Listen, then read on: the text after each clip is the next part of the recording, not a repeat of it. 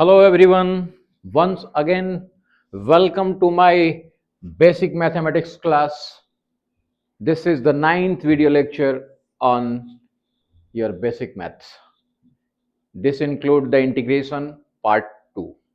Previous video lecture में हमने आपके साथ डिस्कस किया था इंटीग्रेशन के बारे में और इंटीग्रेशन में हमने आपको बताया था जितने भी इंपॉर्टेंट फॉर्मूलाज है, कुछ एग्जांपल्स भी हमने कराए थे।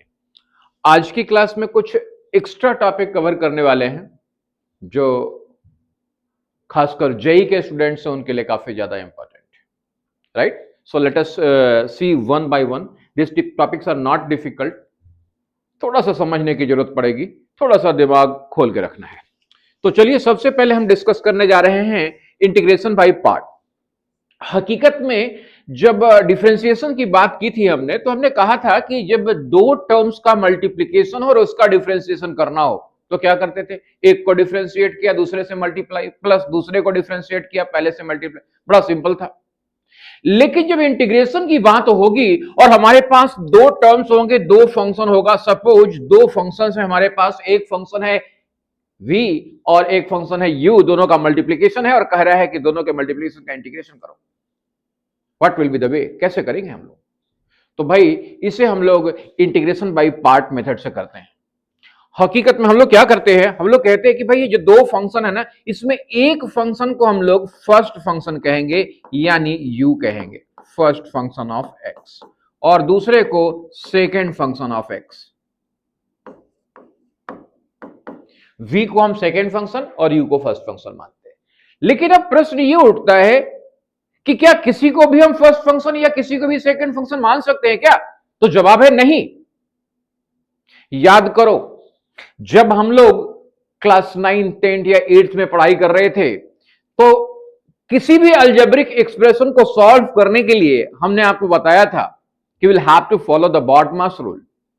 अगर एक अलजेब्रिक एक्सप्रेशन दिया हुआ है और उस अलजेब्रिक एक्सप्रेशन में मल्टीप्लिकेशन भी है और एडिशन भी है, तो डेफिनेटली हमें मल्टीप्लिकेशन पहले करना होता था और एडिशन बाद में। एक सीक्वेंस है, प्रायोरिटी डिफाइन किया गया, रूल दिया गया बॉडमास।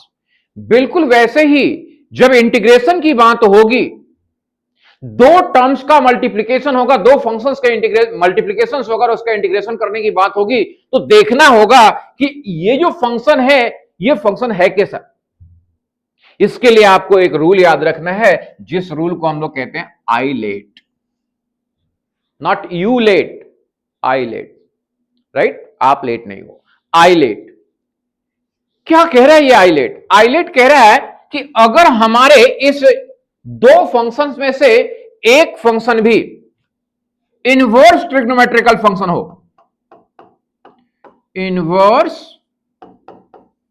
ट्रिग्नोमेट्रिक फंक्शन हो, तो हर हाल में इनवर्स ट्रिग्नोमेट्रिक को आप फर्स्ट प्रायोरिटी यानी फर्स्ट फंक्शन कंसीडर करोगे। लेकिन अगर हमारे इंटीग्रेशन में कोई भी इनवर्स ट्रिग्नोमेट्रिक फंक्शन नहीं है, तब देखेंगे कि क्या लॉगरिथमिक फंक्शन है क्या। अगर लॉगरिथमिक फंक्शन है और इनवर्स है तो इनवर्स को फर्स्ट और लॉगरिथमिक को सेकंड। बोला नहीं सर, इनवर्स तो है नहीं लेकिन लॉगरिथमिक है, तो लॉगरिथमिक को फर्स्ट मानेंगे।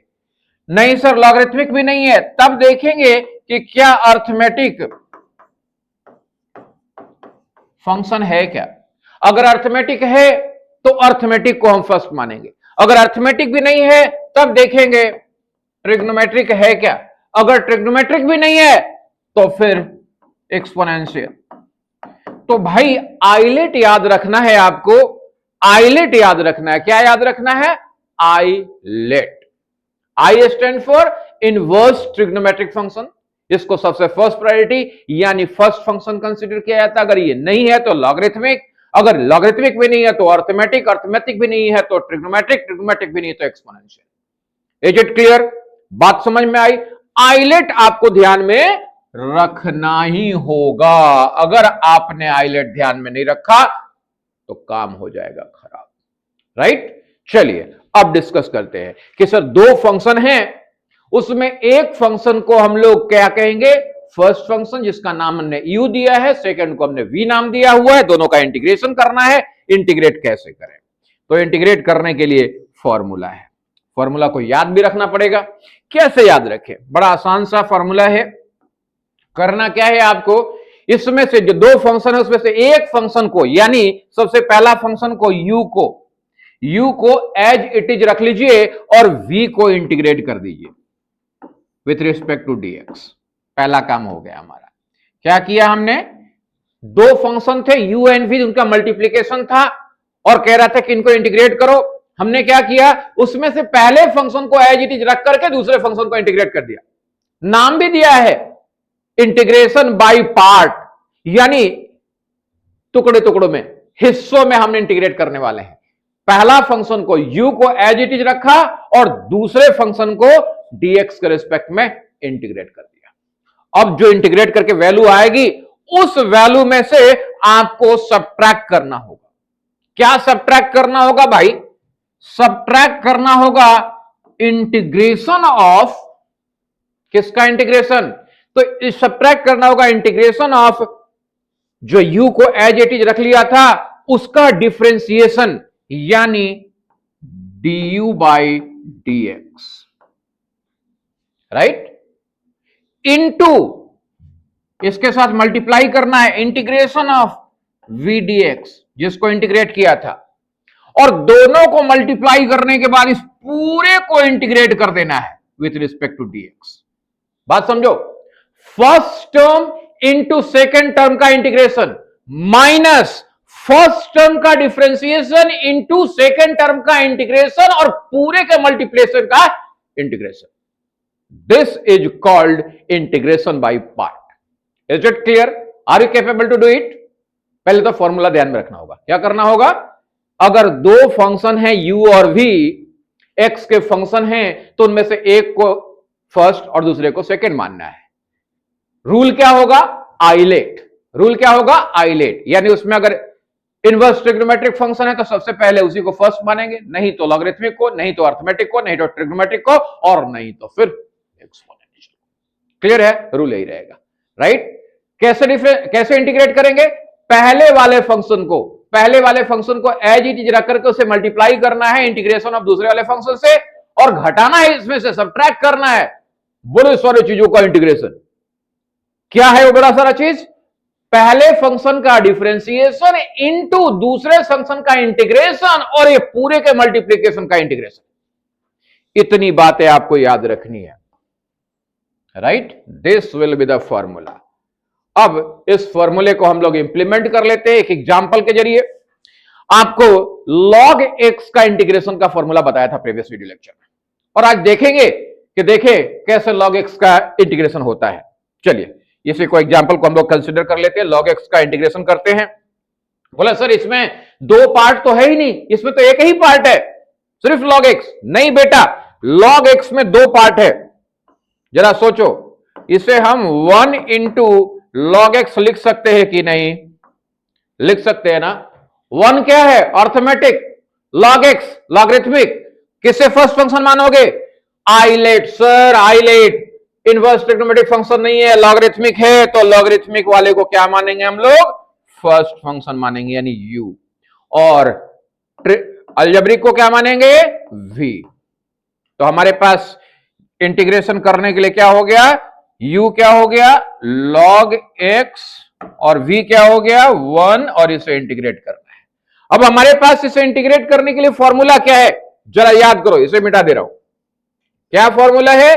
सर फॉर्मूला हम लोगों ने पढ़ा है कि पहले वाले फंक्शन को एज इट इज लिख लो। u को एज इट इज लिख लिया, u into integration of second function क्या है? 1 विथ रिस्पेक्ट टू dx। अब इसमें से आपको सब्ट्रैक्ट करना है इंटीग्रेशन ऑफ, क्या सब्ट्रैक्ट करना है? इंटीग्रेशन ऑफ पहले फंक्शन का डिफरेंशिएशन। पहला फंक्शन क्या है? पहला फंक्शन है हमारा log x, यानी differentiation of log x with respect to dx multiplied by integration of second function, यानी 1 का इंटीग्रेशन, और इस पूरे का वापस इंटीग्रेशन। यही सिखाया ना? रिकॉल कर लिया आपने फॉर्मूला? पहले फंक्शन इंटू दूसरे फंक्शन का integration minus integration of differentiation of first function into integration of second function और दोनों का फाइनल इंटीग्रेशन। राइट, देखते हैं रिजल्ट आगे। log x रह गया, ये 1 को इंटीग्रेट कर रहे हैं, 1 ये कांस्टेंट बाहर निकल गया और dx को इंटीग्रेट कर देंगे तो क्या आ जाएगा, x आ जाएगा, यानी 1 इंटू एक्स एक्स, यानी log x इंटू एक्स आ गया। माइनस, जरा इधर देखें, इंटीग्रेशन ऑफ log x का डिफरेंशिएशन, याद करो log x का डिफरेंशिएशन क्या होता है, 1 बाई एक्स, तो 1 बाई एक्स और इंटू इंटीग्रेशन ऑफ 1 dx क्या हो गया, x, और इस पूरे को इंटीग्रेट करना है with respect to dx। x ऊपर नीचे कैंसिल हो गया, 1 आ गया। ओके, इसे क्या लिख सकते हैं, x को इधर लिख लिया तो x log x लिख सकते हैं, minus integration of 1 dx। 1 dx का इंटीग्रेशन अभी अभी देखा क्या होता है, x होता है, यानी x log x minus x। याद आ रहा है, यही फॉर्मूला था, याद आ रहा है। इंटीग्रेशन ऑफ log x के लिए क्या फॉर्मूला था, x log x minus x, या इसे चाहो तो लिख सकते हो x कॉमन लेकर के log x minus 1। Is it clear.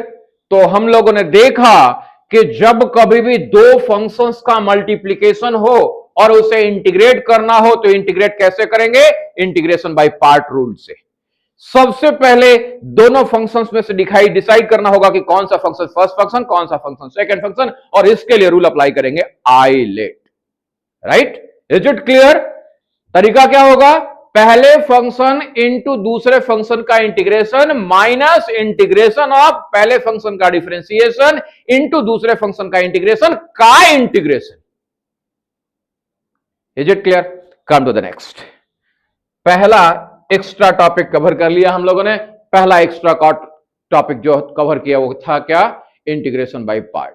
अब जरा सा देखते हैं सब्स्टिट्यूशन फॉर्मूला, इंटीग्रेशन का एक छोटा सा पार्ट। अब सब्स्टिट्यूशन फॉर्मूला क्या है, जब कभी भी कोई भी चीज इंटीग्रेट करने के लिए दिया जाए और दिखाई नहीं पड़ रहा हो कि भाई इंटीग्रेशन कैसे होगा, तो देखना होगा कि क्या कुछ सब्स्टिट्यूट करके हमारा कुछ काम निकल रहा है। चलिए देखते हैं, कुछ इसमें इंपॉर्टेंट चीजें डिस्कस कर लेते हैं। जैसे एग्जांपल के तौर पे हमारे पास integration of x divided by 1 plus x square dx है, कह रहे हैं इसे इंटीग्रेट करो। तो भाई अगर इसे इंटीग्रेट करने की बात की जाए तो हमें समझ में ही नहीं आ रहा है कि x divided by 1 by x square किस चीज का डिफरेंशिएशन है, क्योंकि हम जानते हैं कि integration is a reverse process of differentiation, तो पता नहीं चल रहा है। तो देखो क्या करते हैं, 1 प्लस एक्स स्क्वायर को हम लोग कुछ भी मान लेते हैं, let 1 plus x square is equal to कुछ भी मान लो, जो तुम्हारी मर्जी हो, t मान लिया हमने। राइट,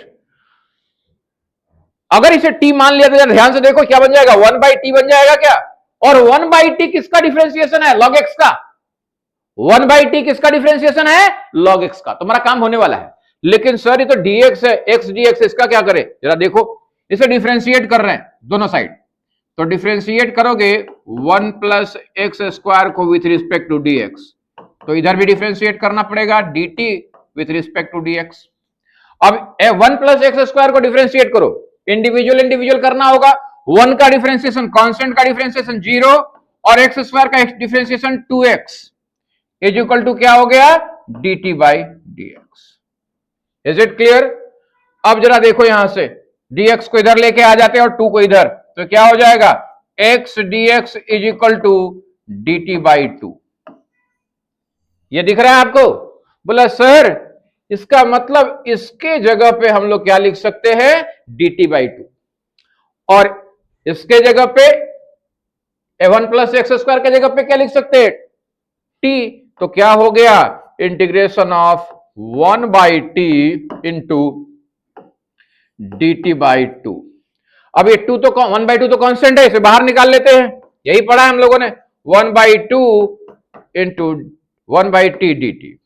अब बता दो 1 बाई टी किसका डिफरेंशिएशन, log x का, log t का, तो इसका मतलब 1 बाई टी dt का इंटीग्रेशन क्या हो जाएगा, log t, यानी क्या आ गया 1 बाई 2 log t।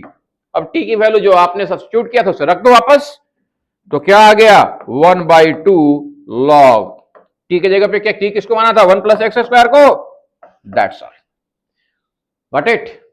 समझ में आया? तो आप सब्स्टिट्यूशन मेथड से आप अपने इस इंटीग्रेशन को बहुत ही आसानी से कर लिया।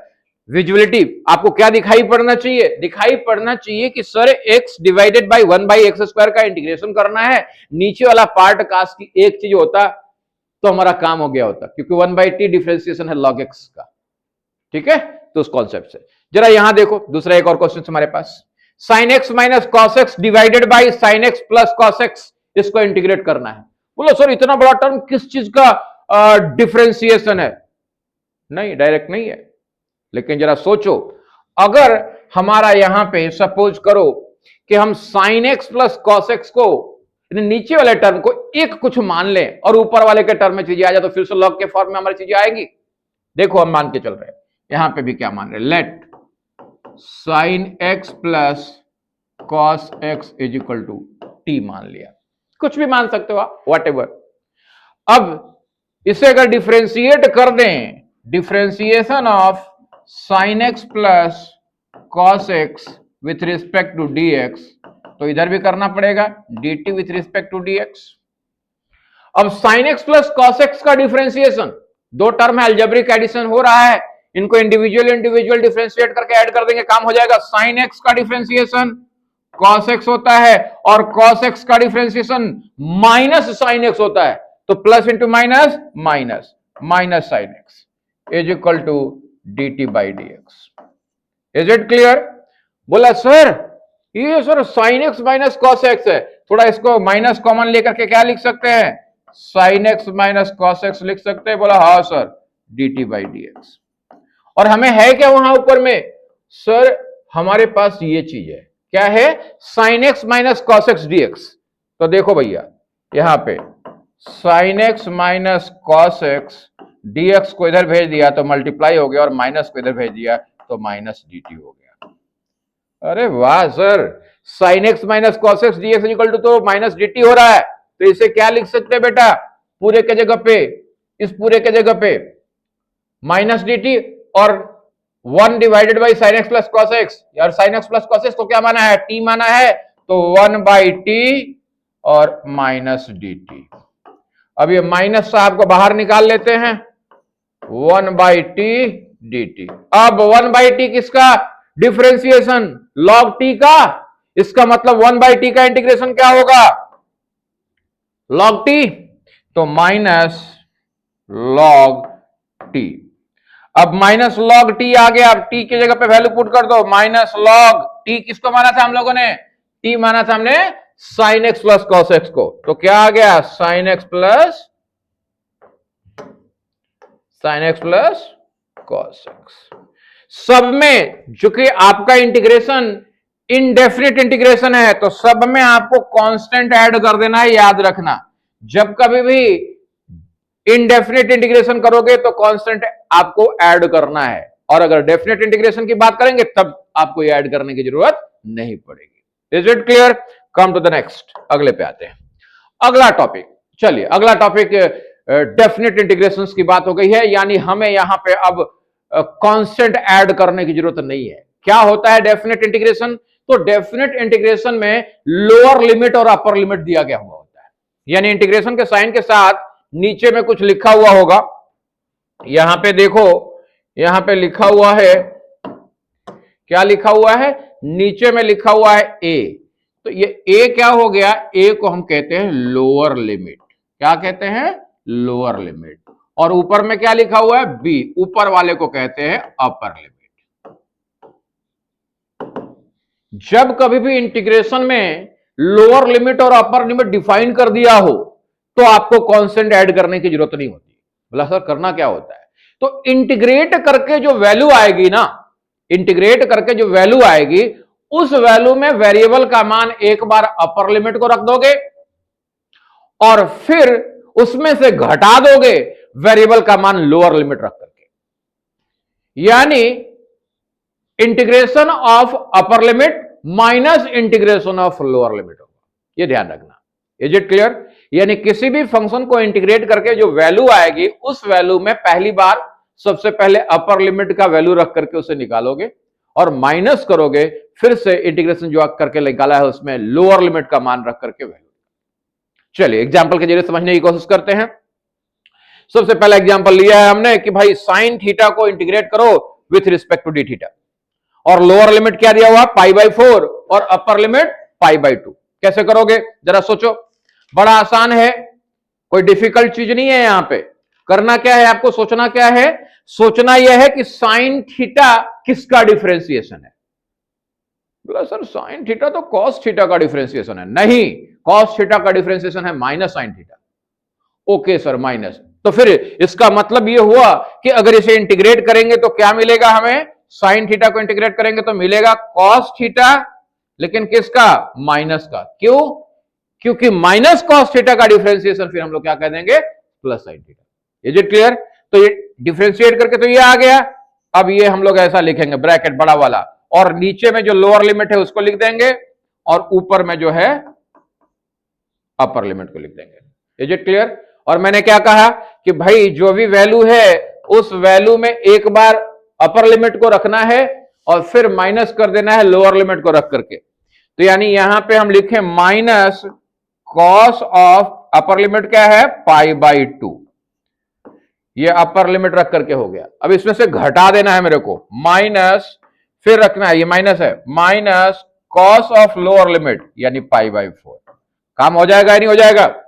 समझ में आया? एक बार हमने इसमें क्या रखा, अपर लिमिट माइनस, फिर दूसरी बार क्या रखा, लोअर लिमिट। हमेशा याद रखना अपर लिमिट में से ही लोअर लिमिट को घटाना पड़ता है, उल्टा मत कर देना कि पहले लोअर लिमिट रख दिया और घटा दिया अपर लिमिट से, काम खराब हो जाएगा। ओके, अब जरा बताओ कॉस π/2 होता कितना है, कुछ याद आ रहा है? चलो हम ग्राफ बना देते हैं, कॉस का ग्राफ जरा देखना। कॉस के बारे में क्या बताया, रिड्यूसिंग, यानी जीरो पे क्या होता है, ये पिक पे रहता है। ये ग्राफ होता है हमारा कॉस का। तो कॉस π/2 मतलब 90 डिग्री की बात हो रही है। तो जरा देखो, जब जीरो था तो 1 सबसे हाई वैल्यू, कॉस की बात हो रही है, ये बात मैं किसकी कर रहा हूं, कॉस की।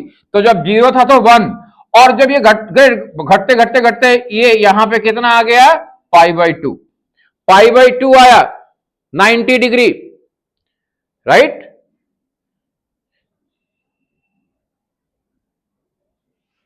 ये पूरा ग्राफ ऐसे चलेगा तो 90 डिग्री, तो 90 डिग्री पे कितना हो गया, ये 0 हो गया सर।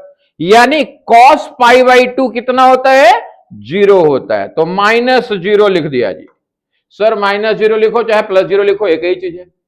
0 के साथ कोई साइन लगाओगे तो कोई फर्क नहीं पड़ेगा। माइनस, अंदर में माइनस है, cos π/4 मतलब 45 डिग्री, यानी यहां की बात हो रही है, यहां की इस पे क्या वैल्यू होगी भाई, याद आ रहा है, cos 45।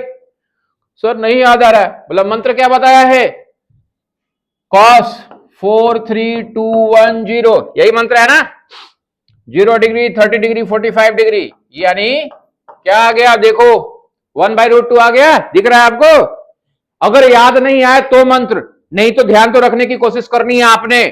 तो cos π/4 कितना आ गया, 1/√2, और माइनस इंटू माइनस क्या हो जाएगा, माइनस इंटू माइनस, माइनस ना, प्लस, तो माइनस इंटू माइनस प्लस, और ये तो -0 का कोई वैल्यू ही नहीं रह गया, तो आ गया हमारे पास 1/√2। Is it clear? बात समझ में आई, डेफिनेट इंटीग्रेशन पता चला। चलो एक और एग्जांपल ले लेते हैं। अब और जो एग्जांपल है वो एग्जांपल कह रहा है कि हमें इंटीग्रेट करना है x प्लस साइन एक्स को विथ रिस्पेक्ट टू dx। तो हमने क्या सिखाया है, मल्टीप्लीकेशन वाले में तो इंटीग्रेशन बाय पार्ट का रूल लगाना पड़ता है, हाईलाइट, लेकिन एडिशन सब्सट्रैक्शन वाले में बोला इंडिविजुअल इंटीग्रेट करके ऐड सब्ट्रैक्ट कर दो सर, काम हो जाता है। Okay, very nice. तो इसका मतलब इसे हम क्या लिख सकते हैं, integration of x with respect to dx 0 to pi plus integration of sine x with respect to ds limit 0 to pi. Is it clear? बात समझ में आई? ओके, अब जल्दी से बता दो, x का इंटीग्रेशन, x का मतलब x⁻1 है, तो x⁻1 का इंटीग्रेशन क्या बताया था, x⁻n+1 यानी 1+1 divided by 1+1। Limit 0 to pi plus sine x का इंटीग्रेशन अभी अभी देखा कि माइनस कॉस एक्स का integration sine x differentiation sine x होता है, यानी साइन एक्स का इंटीग्रेशन क्या हो जाएगा माइनस कॉस एक्स। कहां से कहां तक बोला 0 से पाई तक।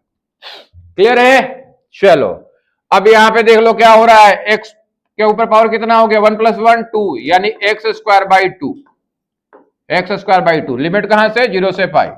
यहां पे माइनस कॉस एक्स अभी अभी देखा आपने कि भाई कॉस एक्स का, लेकिन यहां पे लिमिट अलग था। तो चलिए यहां पे हम लोग क्या करेंगे, यहां पे एक बार अपर लिमिट रखेंगे माइनस कॉस पाई माइनस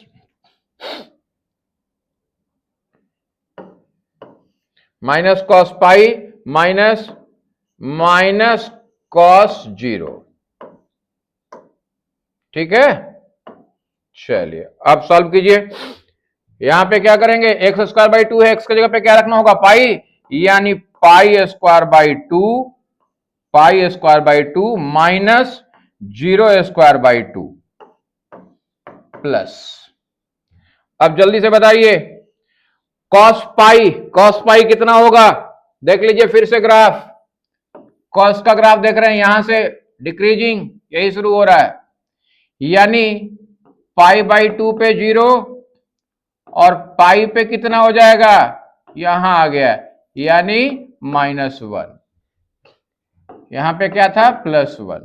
ठीक है, तो बताइए माइनस कॉस पाई कितना हो गया सर -1, तो माइनस पहले से था और एक -1 पहले फिर से आ गया, माइनस कॉस 0 कितना होता है देखो कॉस 0 1, तो यहां पे माइनस पहले से और इसकी वैल्यू 1, कितना आ गया बेटा जल्दी से पाई²/2 0 का स्क्वायर करोगे 0 डिवाइड 2 करोगे 0 ही रहेगा, plus minus into minus plus, तो +1 माइनस इंटू माइनस प्लस +1 1 कितना हो गया 2, क्या आ गया पाई² 2 + 2। This will be the final answer. Is it clear?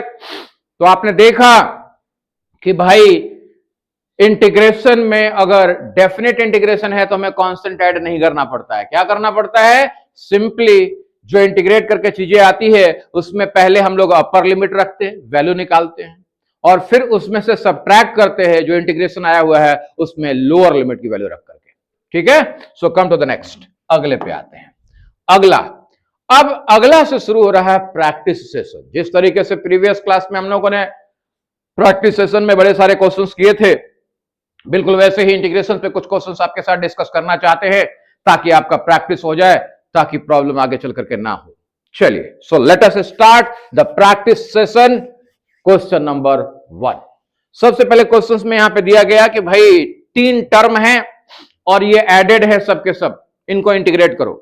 तो हमने देखा कि समस्या तो हमें केवल मल्टीप्लीकेशन वाले में है इंटीग्रेशन के केस में, एडिशन सब्सट्रैक्शन वाले में तो समस्या नहीं है। क्या करना है, हमने इंडिविजुअल इंटीग्रेट कर लेना है और एडिशन है तो ऐड, सब्सट्रैक्शन है तो सब्ट्रैक्ट करना है। तो चलिए इसके जगह पे क्या लिख सकते हैं हम लोग, इसके जगह पे हम लोग क्या लिख सकते हैं, integration of 2 sin x with respect to dx, पहला टर्म का इंटीग्रेशन हो गया, plus integration of e raised to x with respect to dx। Is it clear? तीसरा टर्म फिर से प्लस ही है, x raised to 1/2 with respect to dx। Okay, clear है? बोला सर 2 मल्टीप्लाइड है, बोला 2 मल्टीप्लाइड है तो कांस्टेंट है तो बाहर निकाल लो, कोई दिक्कत नहीं है। तो 2 को बाहर निकाल लिया, integration of sin x with respect to dx plus e raised to x का इंटीग्रेशन क्या होता है, बोला sir e raised to x किसका इंटीग्रेशन है, बोला e raised to x का, मतलब एक एक्सपोनेंशियल ही ऐसा टर्म है, e raised to x ही ऐसा टर्म है जिसको इंटीग्रेट करो तभी भी वही रहता है और डिफरेंशिएट करो तभी भी वही रहता है। Is it clear? तो e raised to x का इंटीग्रेशन क्या हो जाएगा, e raised to x plus x raised to 1/2 का इंटीग्रेशन, यानी n के जगह पे क्या है 1/2, x raised to n का integration x raised to n + 1 divided by n + 1 होता है, तो बस वही फॉर्मूला लगा दो, यानी x raised to 1/2 + 1 divided by 1/2 + 1। चूंकि ये इंटीग्रेशन कैसा है, डेफिनेट या इंटीग्रेशन, डेफिनेट है या इनडेफिनेट, सर लिमिट नहीं दिया हुआ, इंडेफिनिट। इंडेफिनिट में क्या करना पड़ता है? बोला एक कांस्टेंट ऐड करना पड़ता है, कर दिया ऐड, हो गया काम। अब आगे साइन एक्स को डिफरेंस इंटीग्रेट किया, क्या आ गया? माइनस कॉस एक्स, तो 2 into minus cos x. Minus cos x क्यों? क्योंकि माइनस कॉस एक्स का डिफरेंशिएशन होता है plus sine x. 2 into minus cos x plus E raise to x plus, ये क्या हो गया? एक्स 2 एलसीएम, 2 1 जा 2, 2 प्लस 1 3, यानी X raise to 3/2 divided by 3/2 plus C. क्या लिख सकते हैं इसको? माइनस को बाहर निकाल लो, -2 cos x plus E raise to X. अब यह 3/2 नीचे है, तो ऊपर गया तो क्या हो जाएगा? 2/3, और x रेज टू 3/2 है। x रेज टू 3/2 क्या लिख सकते हैं? 1 x रेज टू 3 इंटू 1/2 लिख सकते हैं। 1/2 का मतलब रूट x, तो इसको लिख सकते हैं हम लोग x का ऊपर पावर 3 और इसका रूट। Clear? Plus constant, this will be the final answer. Is it clear? बात समझ में आई? Come to the next practice.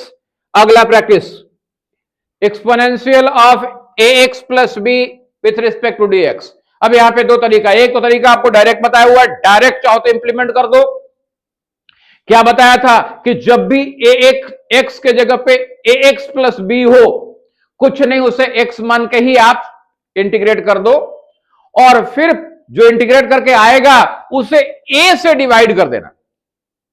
यानी e raise to ax plus b को हमने तो क्या मान लिया कि x मान लिया, तो x मान के इसके हम लोग क्या कर दिए? इंटीग्रेट। तो e raise to ax plus b का इंटीग्रेशन भी क्या हो जाएगा? e raise to ax plus b हो जाएगा। लेकिन ये सही रिजल्ट नहीं है, करना क्या है? जो रिजल्ट आएगा उसको a से डिवाइड कर देना है, प्लस कांस्टेंट। या तो आप डायरेक्टली लिख दो। बोला नहीं सर ये कैसे हो रहा है समझाओ। अगर कैसे हो रहा है समझना है तो सब्स्टिट्यूशन मेथड देखो। Let x plus b is equal to t मान लिया, डिफ्रेंशिएट किया, differentiation of x plus B with respect to dx is equal to, इधर भी डिफ्रेंशिएट करना पड़ेगा विथ रिस्पेक्ट टू x।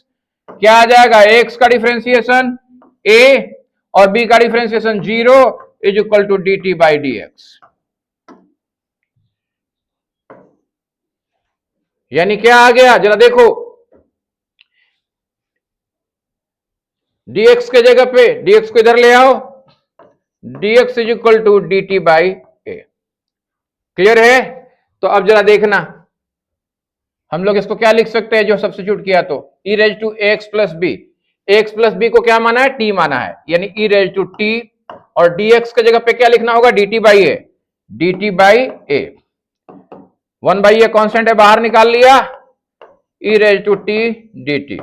अब तो कर सकते हो, e रेज टू t का integration e raise to t ही रहेगा, प्लस कांस्टेंट, और t की वैल्यू पे सब्स्टिट्यूट कर दो, 1/a e raise to x plus b plus same है।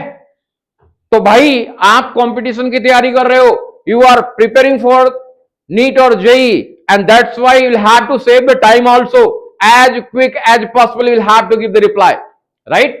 तो इसलिए ध्यान रखना है कि जब भी x प्लस बी आ जाए x के जगह पे, तो कुछ नहीं, आप उसे x मान के ही इंटीग्रेट कर लो, और इंटीग्रेट करके जो आ रहा है उसे a से डिवाइड कर दो, that's all. Come to the next, अगले प्रैक्टिस सेशन पे। अगला फिर से वही integration of 1/x plus B. अब 1/x प्लस बी, ये पूरे को आप क्या समझ लो, x समझ लो। तो 1/x का इंटीग्रेशन क्या होता है? सीधा एक लाइन में log x होता है, लेकिन log x नहीं लिखना है, log ax प्लस बी लिखना है, और जो इंटीग्रेट करके आया उसे a से डिवाइड करना है, दैट्स ऑल। सब्स्टिट्यूशन से करना चाहोगे उससे भी यही चीज आएगा, राइट? करके देख लेना, प्रैक्टिस करके देख लेना। कम टू द नेक्स्ट, अगला फिर से वही sin x plus B with respect to dx। तुम्हारी मर्जी है, सब्स्टिट्यूशन इस्तेमाल करो या मेरा डायरेक्ट कॉन्सेप्ट। अगर डायरेक्ट कॉन्सेप्ट इस्तेमाल करते हो तब क्या लिखोगे? sin x किसका इंटीग्रेशन, सॉरी sin x किसका डिफरेंशिएशन? माइनस कॉस का, तो यहां पे क्या लिखोगे? Minus cos x plus b, और चूंकि x नहीं था, x प्लस बी था, इसलिए a से डिवाइड करना पड़ेगा, प्लस कांस्टेंट। ठीक है? sin 2 theta. अब क्या करें सर? sin 2 थीटा को कैसे इंटीग्रेट करें? बोला कुछ नहीं, 2 थीटा को आप मान लो कि थीटा ही है, ठीक है ना? तब क्या हो जाएगा सर? बोला सर इसे इंटीग्रेट करेंगे तो माइनस कॉस 2 थीटा आएगा, इसे 2 से डिवाइड कर देना। यानी करना क्या होता है जरा समझने की कोशिश करो। जब कभी भी इंटीग्रेशन में कोई फंक्शन दिया हुआ हो और फंक्शन में जिसके रिस्पेक्ट में आपको इंटीग्रेट करने की बात की जा रही हो वो हकीकत में एक दूसरा फंक्शन हो, तो करते क्या है, हम उसे उसी के फॉर्म में इंटीग्रेट कर लेते हैं और जो चेंज हो रहा होता है उस चीज को फिर से डिवाइड कर देते हैं डिफरेंशिएट करके।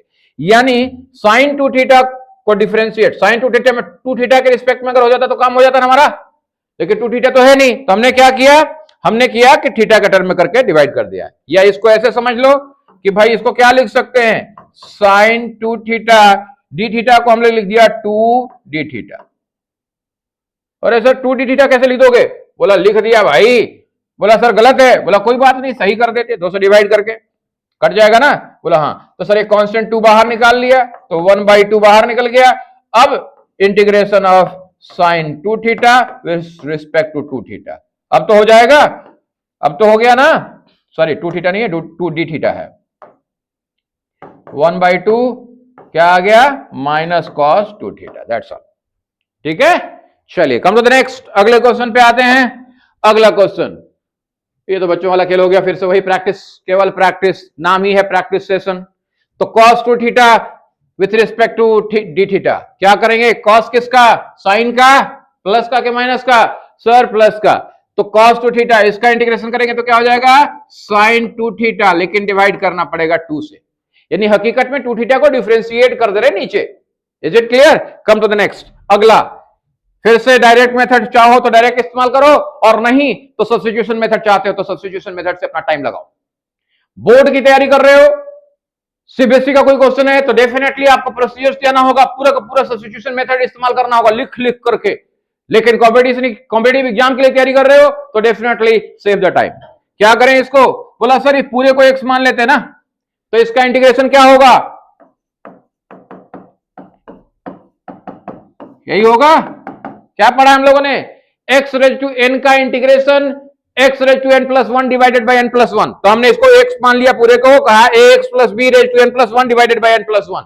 लेकिन सर जब कभी भी x के जगह पे x प्लस b हो तो आपने कहा था नीचे डिवाइड कर देना a से, तो कर दिया ना डिवाइड, प्लस c जोड़ना पड़ेगा, या तो डायरेक्टली, बोला नहीं सर डायरेक्ट नहीं करूंगा, सब्स्टिट्यूशन मेथड, बोला सब्स्टिट्यूशन मेथड, सब्स्टिट्यूशन मेथड, तो मान लो क्या मानोगे, let x plus b is equal to t, differentiate करो तो क्या होगा, differentiation of x plus B with respect to dx is equal to dt by dx।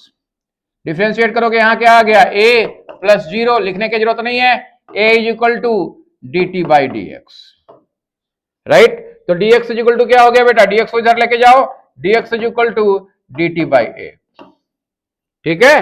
तो यहां पे dx के जगह पे क्या लिख देंगे हम लोग, dt बाई a, और x प्लस बी के जगह पे क्या लिख देंगे, यानी x प्लस बी को हमने क्या माना है, t माना है, तो t raise to n dx के जगह पे dt by a constant, a को बाहर निकाल लिया, 1 by a integration of t raise to n with respect to dt, 1 by a क्या है formula, t raise to n with respect to t को डिफरेंस इंटीग्रेट करना है, तो t raise to n plus 1 divided by n plus 1, t की value put कर दो, 1 by a into n plus 1, t क्या है हमारे पास, x plus b raise to n plus 1, constant साथ में ऐड कर दो। इज इट क्लियर, बात समझ में आई, कम टू द नेक्स्ट, अगले क्वेश्चन पे चलते हैं। अगला question, question number 8। Question number 8 क्या कह रहा है सर, कह रहा है कि साइन स्क्वायर थीटा को इंटीग्रेट करो। बोला सर साइन स्क्वायर थीटा ये किसका डिफरेंशिएशन है, ऐसा तो कोई डिफरेंशिएशन बताया ही नहीं।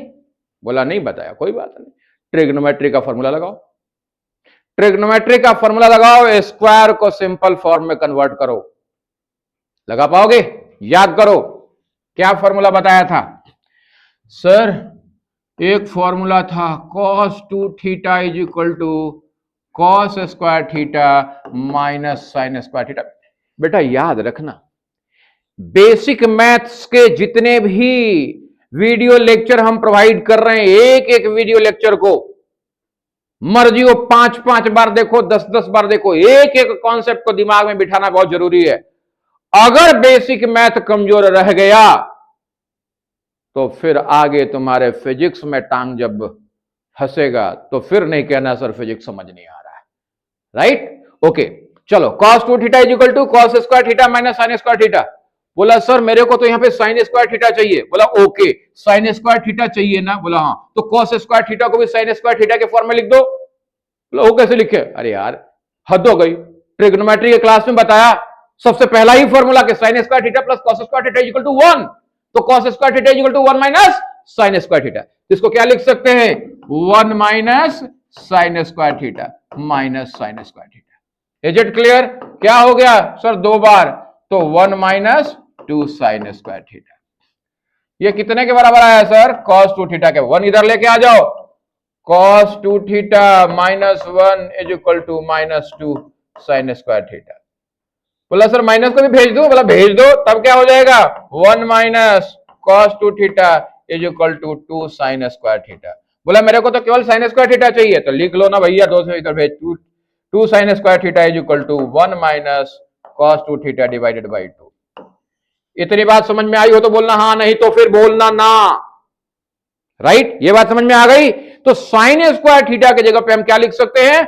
1 minus cos 2 theta divided by 2। अरे सर तब तो हो जाएगा इंटीग्रेशन। sin स्क्वायर थीटा की जगह पे क्या लिख दिया? 1 minus cos 2 theta divided by 2, integrate करो with respect to theta. Theta बाहर, सॉरी 2 बाहर निकाल, 1/2 बाहर निकाल लो, कांस्टेंट बाहर निकल जाता है ना, तो 1/2 बाहर निकल गया। क्या आ गया? 1 माइनस cos 2 थीटा को इंटीग्रेट करना है विथ रिस्पेक्ट टू थीटा। अब प्लस माइनस वाला भी तो प्रॉब्लम नहीं है, क्योंकि इंटीग्रेशन परमिट करता है कि अगर आपके फंक्शंस ऐड या सब्ट्रैक्ट हो रहे हैं तो इंडिविजुअल इंटीग्रेट करके ऐड सब्ट्रैक्ट कर दो। तब क्या करें सर? बोला करना क्या है, 1/2 बाहर है, पहले 1 को इंटीग्रेट कर लो, 1 with respect to d theta minus cos 2 theta with respect to d theta. अब क्या हुआ? बोला होना क्या है सर? आगे देखो, 1/2 तो है ही बाहर में, रहने दो। 1 को इंटीग्रेट करो कितना आएगा? Theta, okay, minus cos 2 theta को इंटीग्रेट करोगे क्या आ जाएगा? Minus cos 2 theta. cos 2 theta किसका? जल्दी से, cos 2 थीटा, साइन का डिफरेंशिएशन cos, तो cos का इंटीग्रेशन साइन, तो क्या आ जाएगा? Sine 2 theta. लेकिन 2 थीटा तो नहीं सर, थीटा से होना चाहिए, तो 2 से डिवाइड कर दो, राइट? तो क्या हो गया? Theta by 2 minus sine 2 theta by 4। This will be the final answer. Is it clear? समझ में आया? नहीं आया तो बोलो, नहीं आया तो बोलो। बोला सर डेफिनेट इंटीग्रेशन नहीं है। बोला यार ये तुम बार बार मत पूछना मेरे से, अपने आप ऐड कर लेना। इनडेफिनिट इंटीग्रेशन है तो सी ऐड कर लेना, कॉन्स्टेंट ऐड कर लेना, दैट्स ऑल। बार बार बताने की जरूरत नहीं है। ओके? बोला सर क्या हम इसे डायरेक्ट वाला मेथड से, सब्स्टिट्यूशन वाले मेथड से नहीं कर सकते क्या?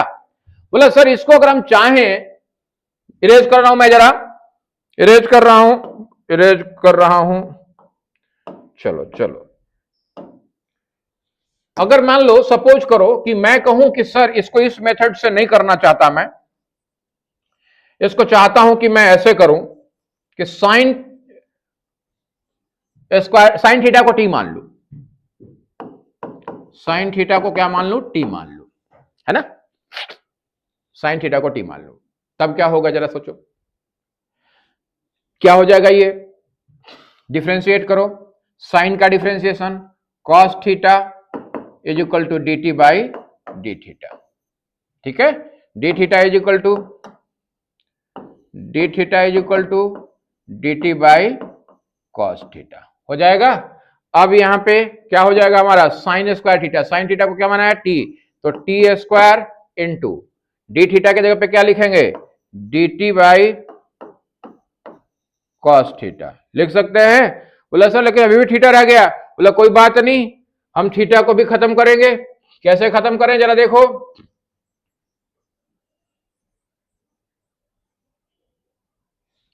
कैसे खत्म करें? बोला सर cos थीटा को हमको लाना है, क्या लिख सकते हैं?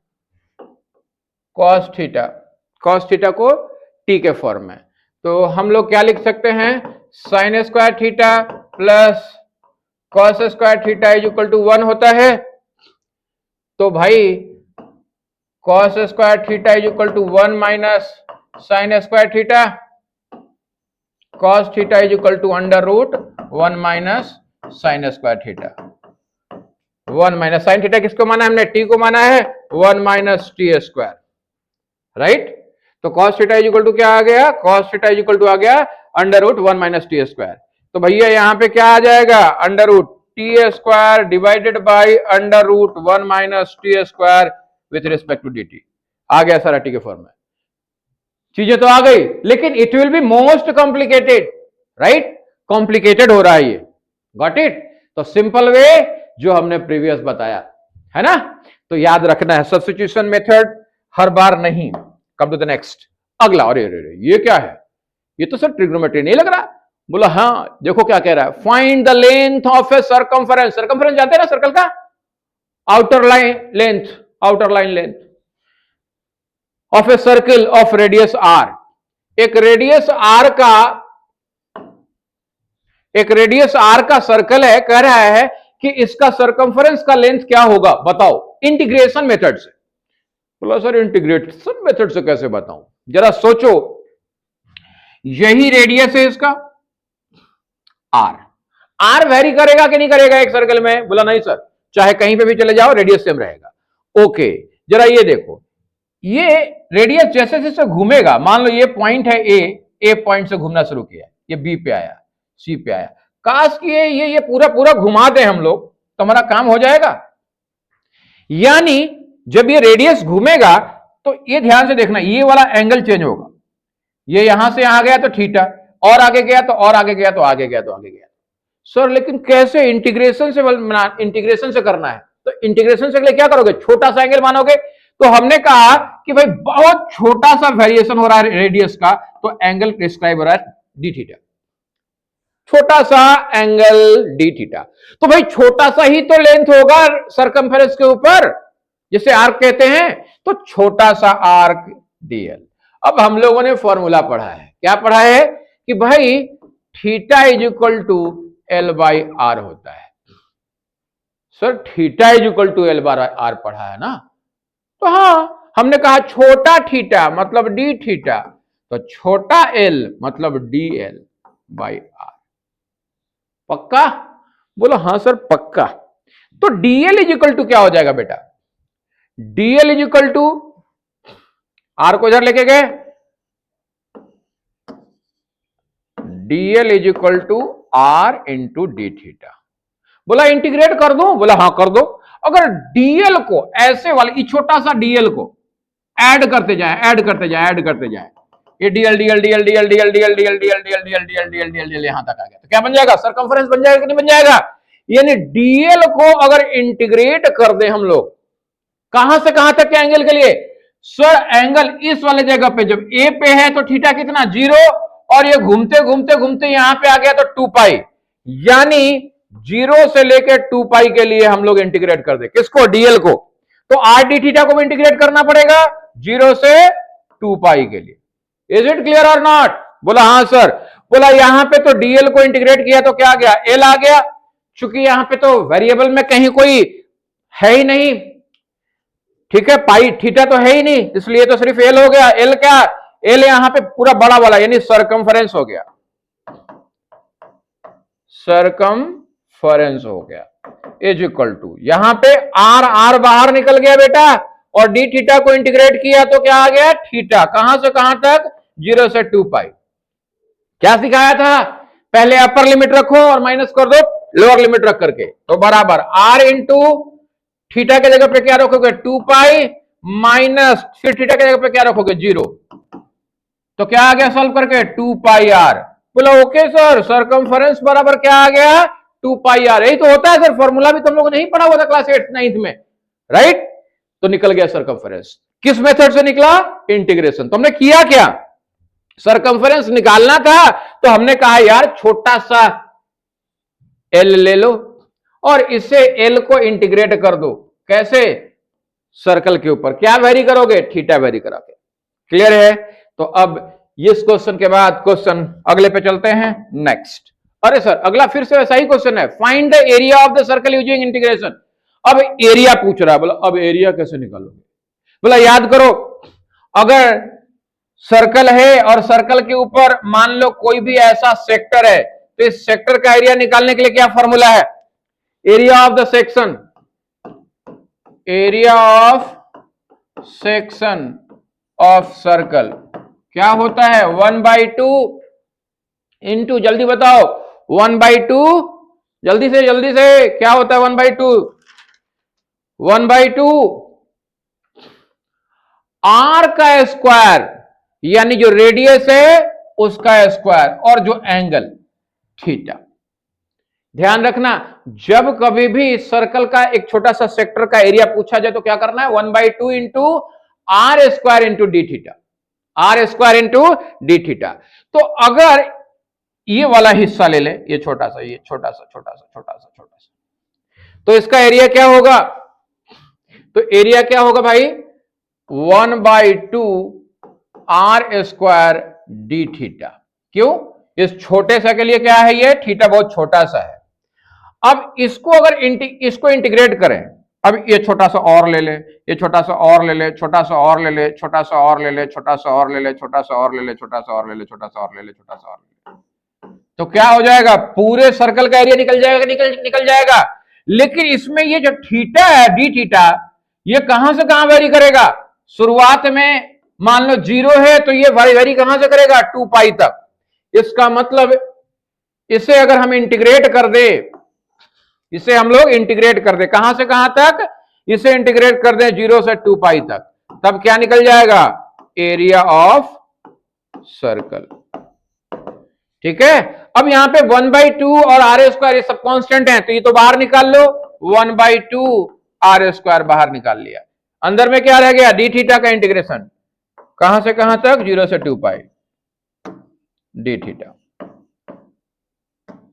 अब डी थीटा का इंटीग्रेशन कितना हो जाएगा बेटा? 1/2 आर स्क्वायर डी थीटा का इंटीग्रेशन, थीटा कहां से कहां तक? 2 पाई से 0। वैल्यू रखो, 1/2 आर स्क्वायर, पाई के जगह पे, थीटा के जगह पे 2 pi minus 0, 1/2 r square into 2 pi, 2 cancel, pi r square. यही होता है एरिया ऑफ सर्कल। तो माय डियर स्टूडेंट्स, हम लोगों ने इस चीज को कैसे देखा? हम लोगों ने देखा कि भाई किस तरीके से इंटीग्रेट करके, यानी एक वेरिएबल को हम लोग क्या करना है? छोटे से वैल्यू को धीरे धीरे एक लिमिट से लेकर के लास्ट लिमिट तक लेके जा रहे हैं, और सबको इंटीग्रेट करने पे हमारा रिक्वायर्ड चीज निकल जा रहा है। तो जब भी इंटीग्रेशन मेथड से कोई भी चीज करने के लिए कहा जाए तो यही तरीका फॉलो करते हैं। तो प्रैक्टिस सेशन में हमने ये 10 क्वेश्चंस और साथ में कई सारे एग्जांपल्स कंसीडर किए हैं। आई होप दैट कि भाई इंटीग्रेशन का कॉन्सेप्ट कम से कम बेसिक मैथमेटिक लेवल पे आप लोगों को क्लियर हो जाएगा।